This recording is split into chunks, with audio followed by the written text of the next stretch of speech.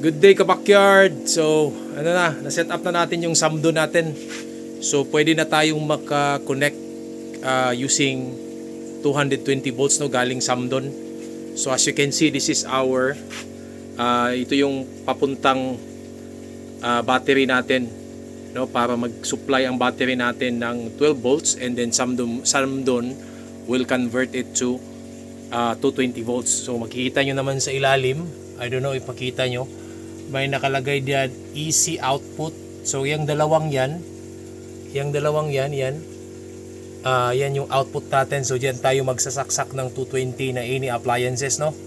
And then yung AC input naman, itong cable na to, ito yung auto charge ka-backyard sa galing sa ating papunta sa ating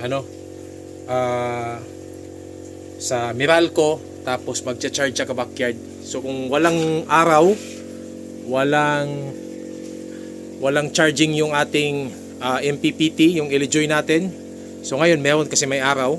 So automatically pag malobat siya, automatically itong ating Meralco yung magsusupply ng or magcha-charge ng ating battery. So yun yung kagandahan sa ating samdo, no. Matagal na itong samdo natin ka-backyard, pag 4 years na. So currently ang ating karga is nasa 13.8 volts and then 97%, no.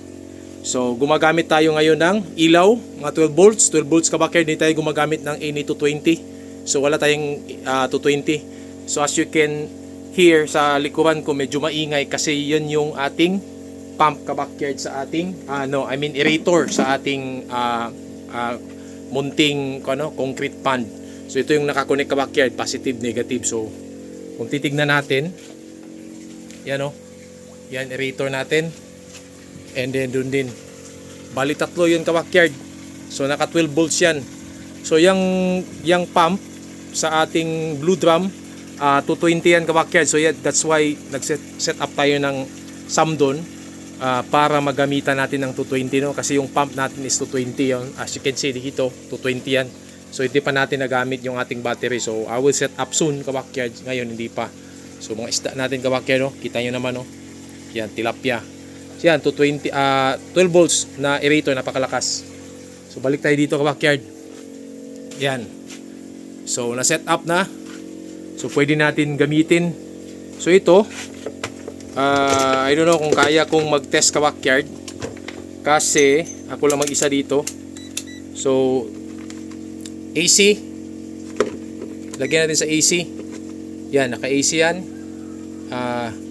And then try natin i-check kung may reading, no, yung ating samdon. I mean yung kung may output na ba na 220 ka-backyard. Kasi pag may 220 ng output or 200 plus, meaning pwede na natin gamitan ng ating any appliances. So dito natin lagay ka-backyard, test natin.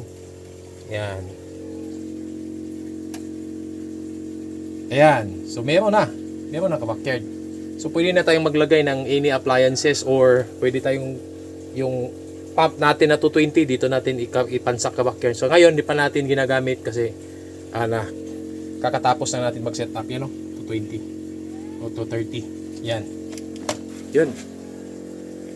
Alright. So ito sa taas 12 volts lang yan. So anong ginawa natin? So meron tayong DC na, ito yung bago ka-backyard nilagay. Meron tayong DC na 63 watts. Okay, so yan yung dito mag-connect yung ating samdon, and then yung battery natin na 12 volts dito ang supply ka-backyard papasok. That's why 20 na. Yan. Alright.